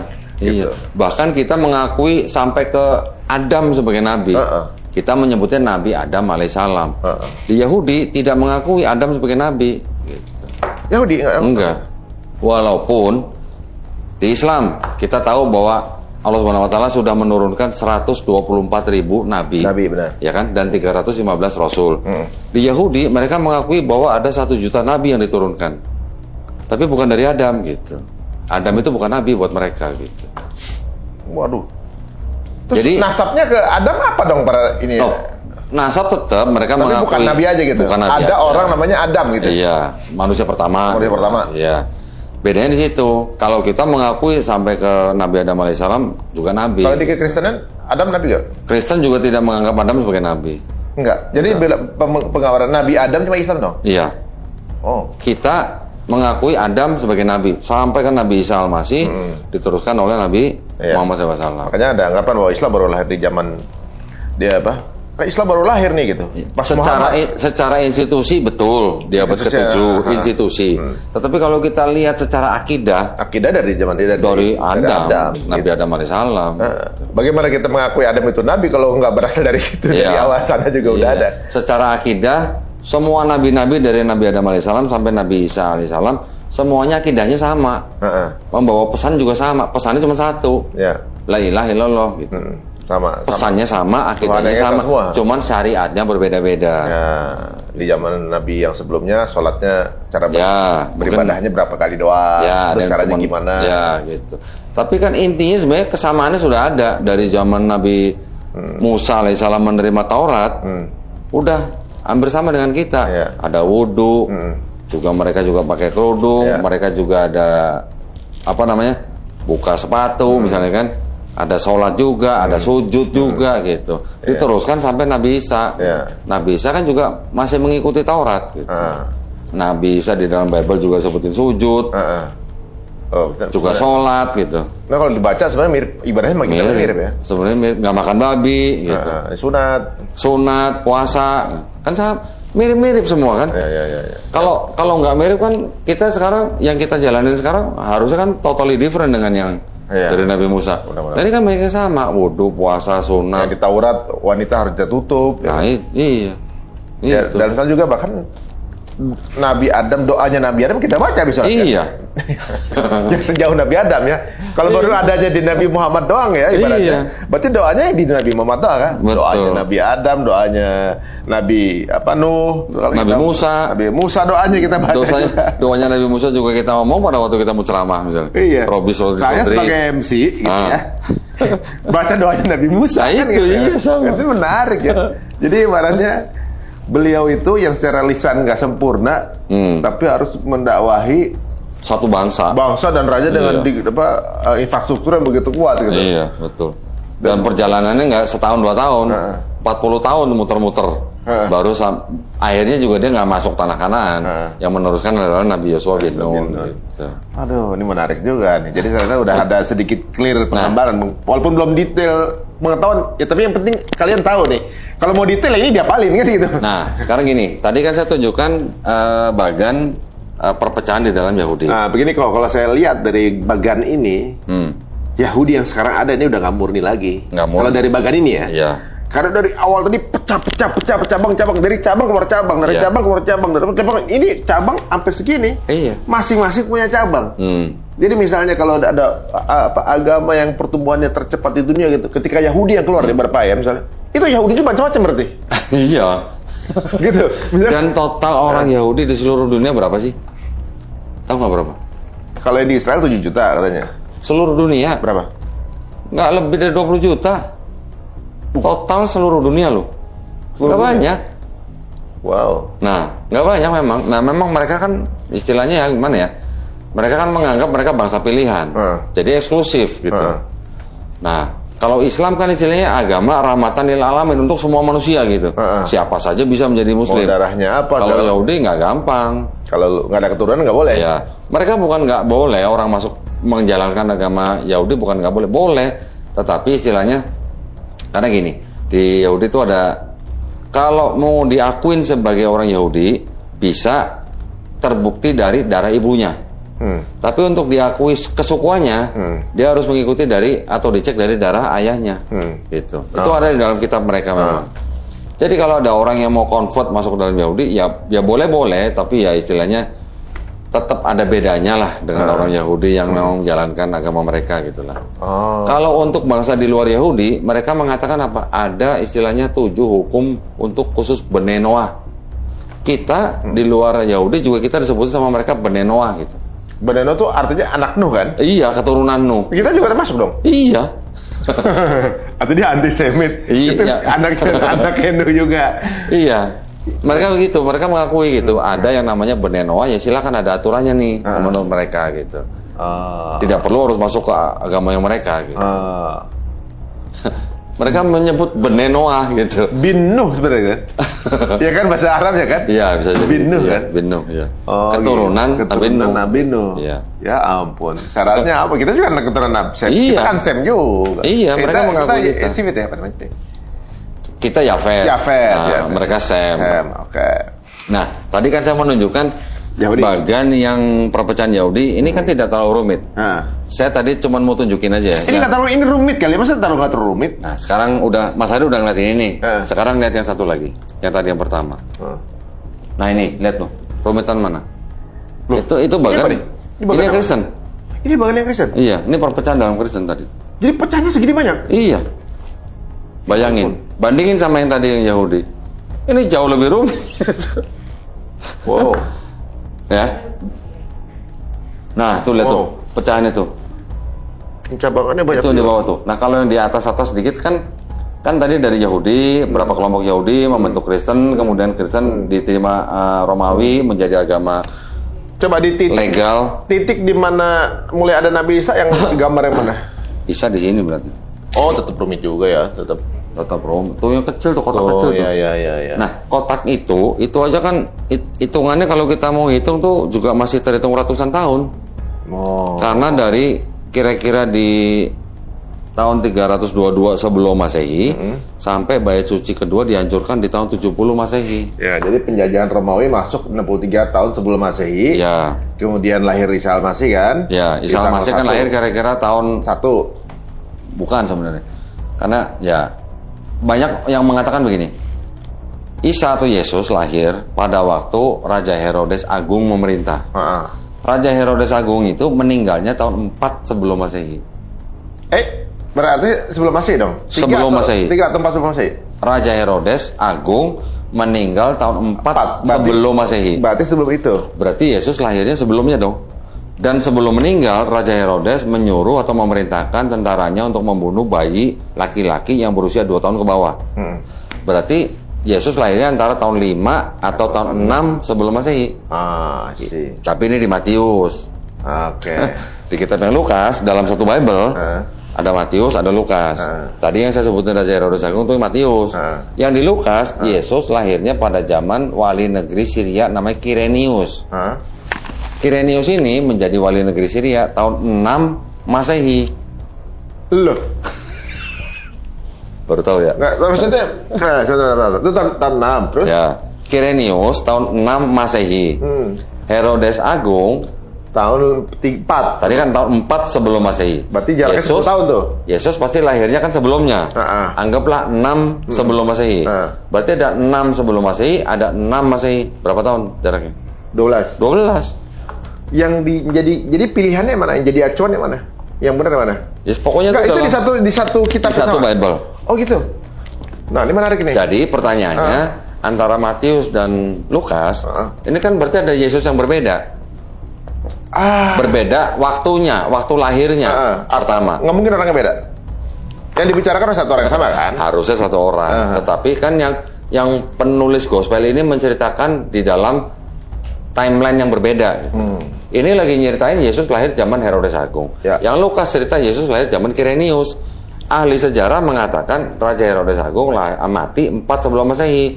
Ahli sejarah juga mengatakan Kirenius jadi wali negeri Syria mengadakan sensus tahun 6 Masehi pada waktu dia ditunjuk untuk melucuti anaknya Herodes Agung yang bernama Arkelaus. Berarti Herodes sudah digantikan. Sudah digantikan. Kirenius menjadi wali negeri, Herodes Agung sudah mati. Berarti kan ada 2 waktu yang berbeda. Lahir Yesus gitu. Nah, kemudian yang dipilih yang mana? Gua nanyanya ada berapa Yesus? Lu nanya yang dipilih yang mana? Enggak, maksudnya gini. Enggak gini. Ketika ini nggak ngomongin itu ya. Misalnya satu kitab acuan nih. Ada 2 yang berbeda. Tapi mengacu kepada sesuatu yang sama nih. Nggak mungkin dua-duanya benar kan? Iya. Nggak mungkin dua-duanya benar. Salah satu yang benar atau dua-duanya salah. Pilihan dengan itu. Nggak mungkin dua-duanya jadi benar. Nah, gimana? Kalau menurut saya harusnya dua-duanya salah. Karena apa? Karena yang nulis siapa aja nggak tahu gitu. Tadi katanya Paulus. Enggak, dia kan bicara Matius, Markus, Lukas, Matius. Ada Matius, ada Markus. Ada Matius, ada Lukas. Siapa penulis 4 gospel ini aja anonim. Nggak ketahuan bin siapa. Nggak tahu siapa yang nulis. Jadi nggak ada sanadnya, nggak ada perawinya. Jadi could be anybody. Could be anybody yang menulis somewhere else. Different language. Yesus bahasa sehari-harinya Aramaik. Gospel nulisnya dalam bahasa Yunani. Muridnya Yesus semuanya ngomong Aramaik. Yang nulis Yunani. Dan yang nulis nggak tahu siapa. Yang Yunani siapa tadi? Yang nulis gospel, yang nulis cerita Yesus itu orang Yunani. Ditulis dalam bahasa Yunani. Gitu. Berarti udah Yesus udah nggak ada itu? Ya nggak ada, udah nggak ada. Gitu. Udah nggak adanya kira-kira 35 sampai 40 tahun. Udah nggak ada, baru ditulis gospel itu. Waduh. Nah, tapi apa yang membaca Bible ini paham nggak perbedaannya itu? Belum tentu semua paham. Kalau yang nggak belajar pasti kan diapalin kan, maksudnya kitabnya nggak diapalin. Ya mereka baca, tapi pada waktu mereka baca kan mereka bacanya bukan dibandingin begini, mereka bacanya kan urut gitu. Matius baca, habis itu Markus baca, habis itu Lukas baca. Dan ketika menemukan ini apa nggak ada pertanyaan gitu? Kalau yang belajar harusnya bisa menemukan. Karena gini, ini contoh ya. Tadi dari waktunya aja udah berbeda kan. Urutan kisahnya aja berbeda. Urutannya. Saya ceritain. Kalau di Matius, orang tuanya Yesus nih, Yusuf dan Maria, tinggalnya di Yerusalem. Hamilnya, sampai melahirkan di Bethlehem, itu satu daerah. Yerusalem, Bethlehem itu dekat. Setelah lahir, didatangilah sama 3 orang Majus namanya. 3 orang Majus ini datang ke menemui bayi Yesus setelah mereka dianggap menyembah dan memberikan hadiah. Terus mereka nggak berani kembali ke Herodes karena mereka sebelumnya dari Herodes nih. Karena nggak berani kembali ke Herodes, mereka langsung kembali ke negerinya. Yusuf yang bapak angkatnya Yesus ini mendapat mimpi didatangi malaikat untuk pergi ke Mesir. Ya. Jadi Yusuf membawa Yesus dan Maria ke Mesir. Di Mesir, setelah mereka mendengar kabar bahwa Raja Herodes Agung meninggal, digantikan oleh anaknya yang bernama Arkelaus, baru Yusuf dan Maria dan Yesus pulang ke Palestina. Tapi nggak balik ke Yerusalem, tapi langsung pindah ke Nazaret. Tinggalnya di Nazaret. Jadi Nazaret, Yerusalem itu jaraknya kira-kira 90 sampai 95 mil. Mil ya? Berarti berapa? 120 sampai 130 kilometer lah ya. Kurang lebih Jakarta Bandung lah. Jadi dari Mesir, Yusuf, Maria, Yesus nggak balik ke Yerusalem, tapi baliknya ke Nazaret atau tinggal di Galilea. Oke ya. Jadi tinggal di Yerusalem, pergi ke Mesir, balik ke Nazaret. Kalau yang di Lukas, Yusuf dan Maria tinggalnya bukan di Yerusalem, tinggalnya di Nazaret. Oke.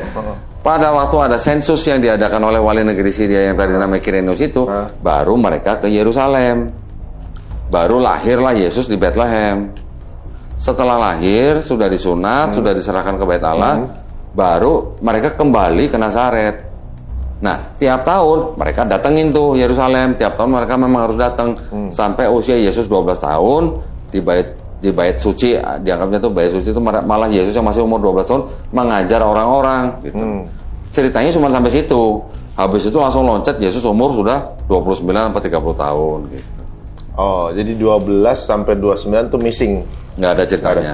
Nah, berarti kan ada perbedaan kronologi di dalam Matius dan Lukas. Nah, jadi kan pertanyaan gue tadi, ada berapa Yesus gitu.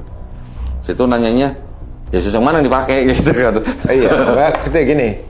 Misalnya gini, kalau kita pelajari sirah gitu kan. Iya. Ketika ada perbedaan sedikit aja, akan jadi pasti kita kejar tuh kan. Kan? Iya. Untuk menentukan siapa yang paling benar, siapa yang paling yang benar gitu lah. Ya, atau juga mungkin siapa yang paling sahih nih. Nggak mungkin ada hukum yang berbeda di dalam acuan yang sama kan gitu. Dicari bisa dua-duanya, bahkan bisa nggak dipakai kalau ternyata memang nggak ada kebenaran di situ gitu. Kalau yang tadi Matius dan Lukas ini sama-sama di dalam satu kitab yang dianggap kitab suci. Ya, kitab suci nih. Tapi bisa ada 2 cerita yang berbeda begitu gitu. Berarti kan kontradiksi. Mestinya nggak boleh ada kesalahan. Iya, berarti kan kontradiksi. Sampai sekarang itu belum bisa direkonsiliasi. Itu perdebatan udah ratusan tahun itu mengenai Yesus yang di Matius dan Lukas itu. Dan bukti-buktinya semua saya ada. Siapa yang ngomong Raja Herodes mati tahun 4 sebelum Masehi? Sejarawan mana yang ngomong Kirenius jadi wali negeri Syria di tahun 6 Masehi? Itu semua gua ada bukti-buktinya. Dan berasal dari kalangan Kristen, bukan dari Islam. Islam memang nggak kotak-kotak itu juga ya. Iya. Tapi lihat dari silsilah kan bisa, silsilah nasabnya. Silsilahnya aja beda. Maksudnya? Di Matius dan Lukas, silsilahnya Yesus itu beda. Enggak, maksudnya dari silsilah kan bisa ketahuan tuh nasabnya. Ceritanya berarti cocok lagi ini gitu. Gitu.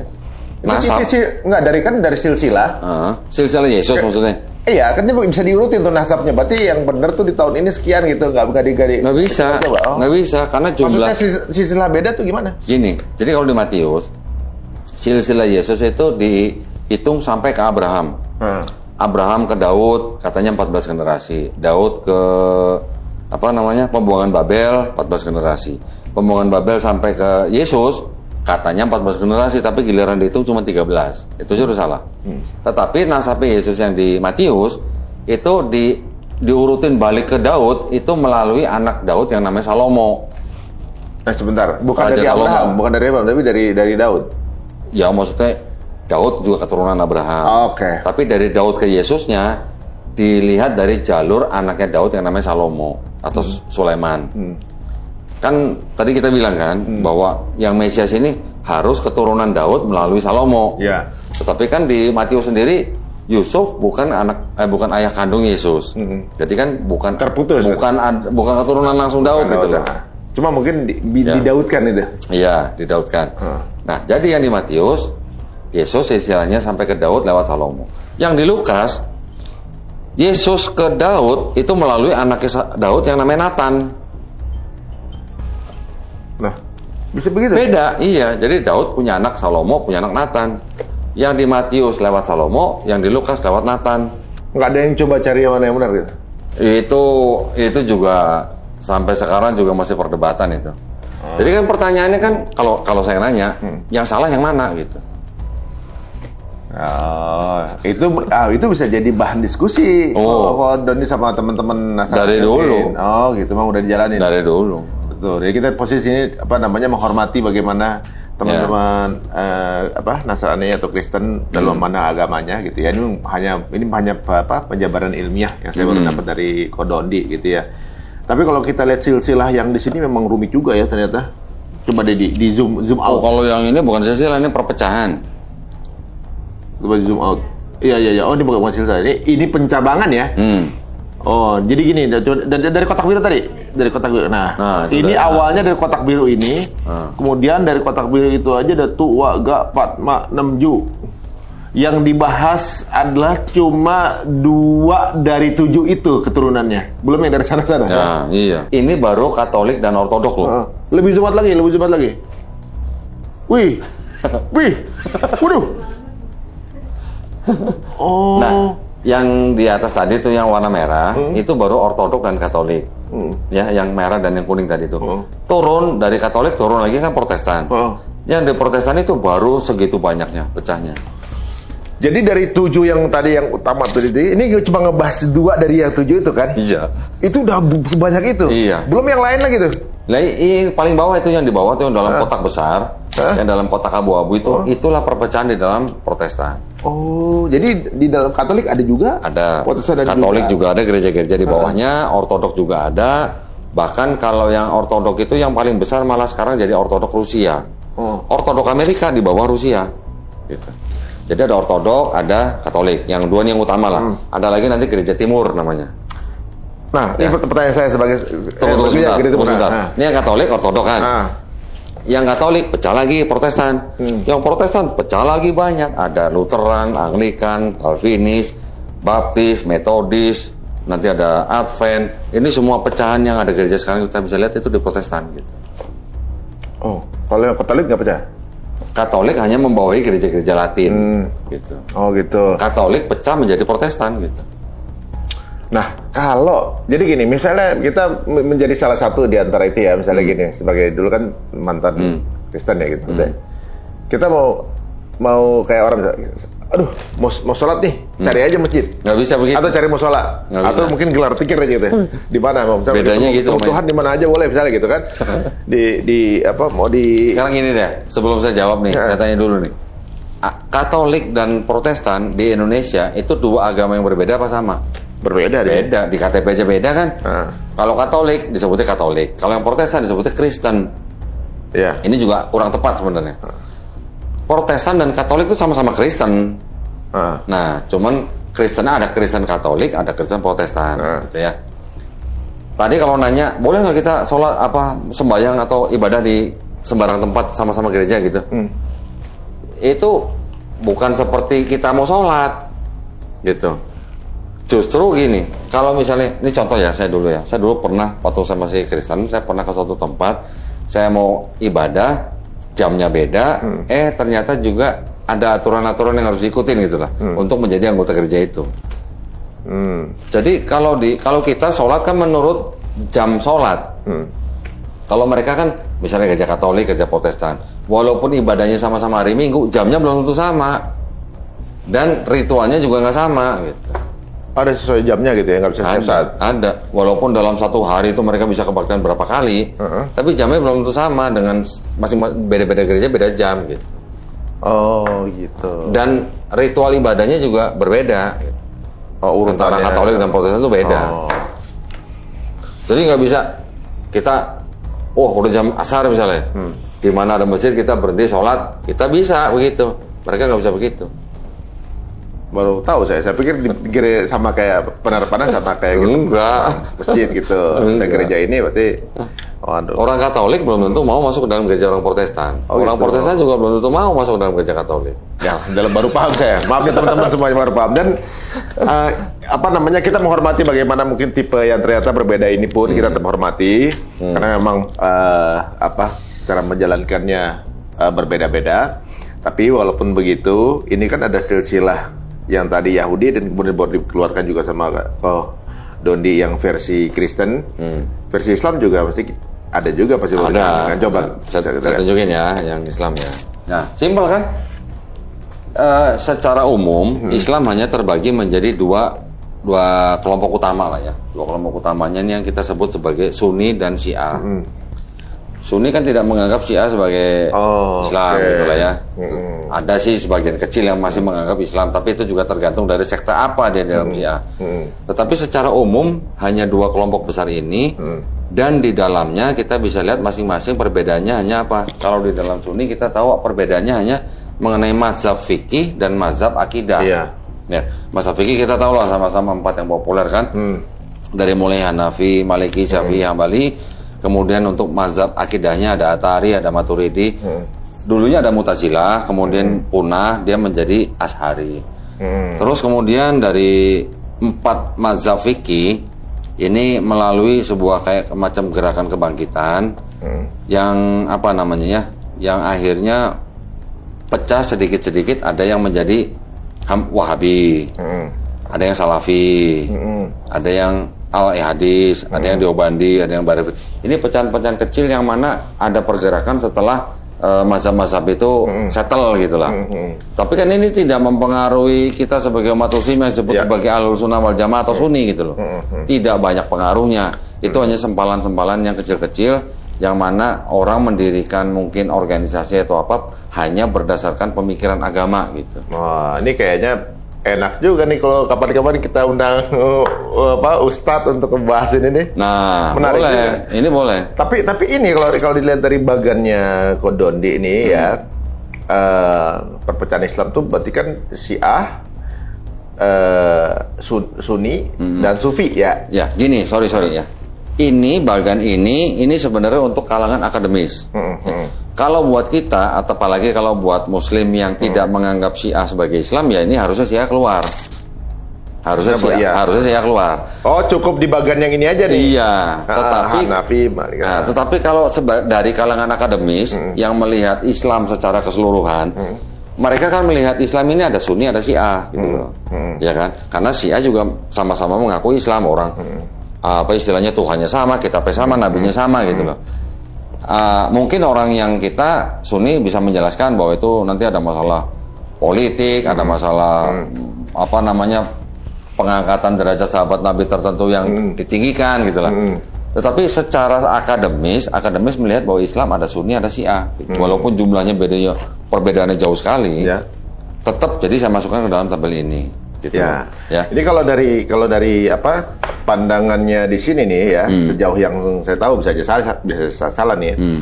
Bahwa yang pencabangan ini semuanya Tuhannya tetap Allah, ya kan? Iya. Nabinya tetap Nabi Muhammad SAW.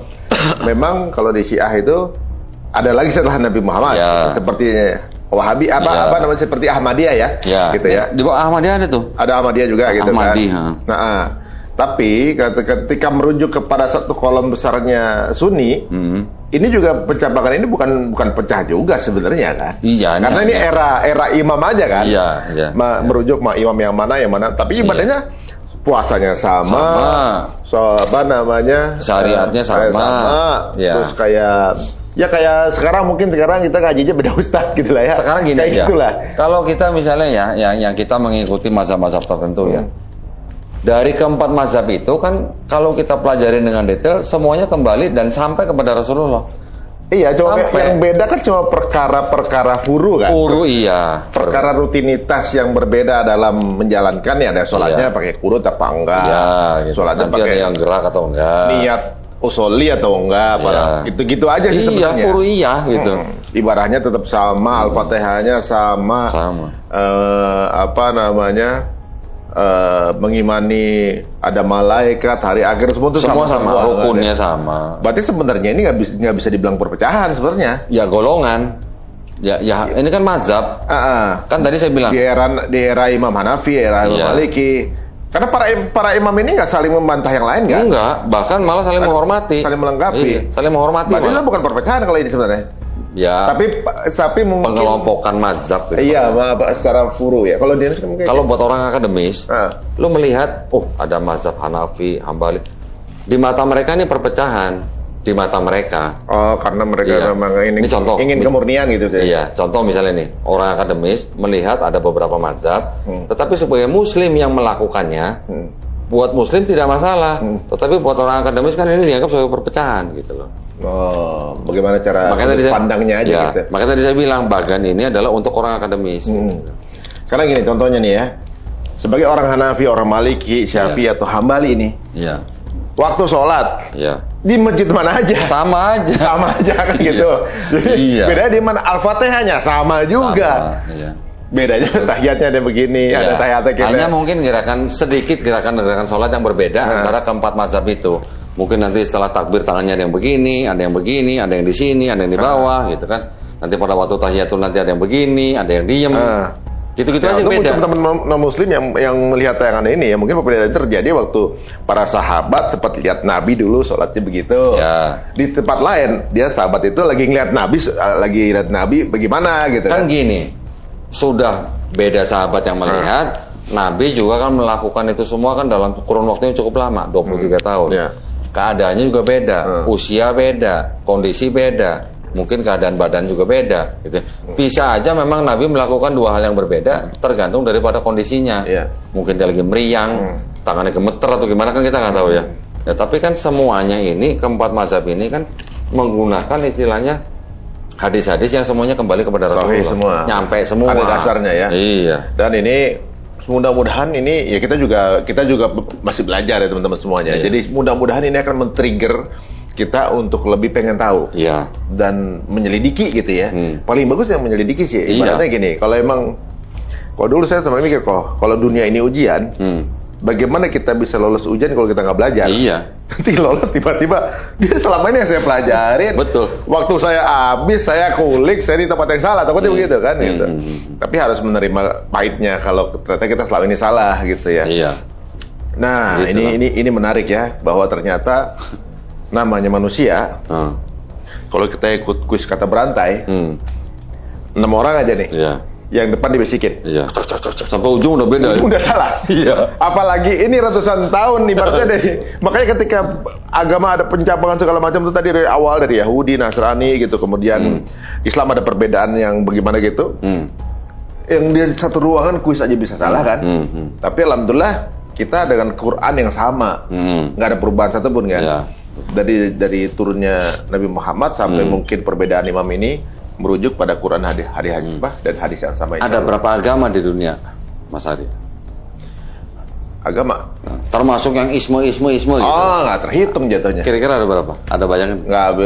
Nggak paham tuh. 1000? Hah? 1000? 2000? Lebih kali ya? 4.300. 4.300? Saat ini di seluruh dunia ya. Agama besar, agama yang tercatat. Ya, iya yang tercatat. Agama besar, agama yang sampai termasuk kepercayaan-kepercayaan yang ismu gitu.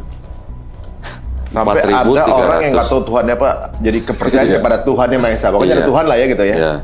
Jadi kita sebagai orang Islam, kita kan juga kadang harus berpikir, ya kan memang di Islam kita harus mikir kan. Kenapa kita milih Islam dari 4.300 agama itu? Jadi waktu di Islam ada nubuah, ada 63 percabangan gitu. 73 apa 63 ya? 71, 72, 73 kan. Yahudi 71, Kristen 72. Ini agamanya, agama yang tercatat di mata akademis lah ya. Di mata akademis. 4.300 agama. Kenapa kita pilih Islam dari 4.300 agama ini? Nah, itu nanti juga boleh jadi bahasan. Waduh, boleh juga. Ini menarik juga ya. Iya. Dan mungkin teman-teman ya di kolom komen boleh ditulis ya kira-kira ustadz siapa gitu yang bisa kita ajak ngobrol rujukan mengenai Islam nih begini apa segala macam. Itu menarik juga ya. Jadi ternyata makin mengetahui kita sebenarnya di dunia ini ini ada cerita apa di belakang semua ini gitu ya. Padahal tadinya mau ngulik, sah nggak sih sebenarnya bangsa Yahudi yang sekarang ada di Israel itu ingin menduduki sepenuhnya tanah Palestina itu.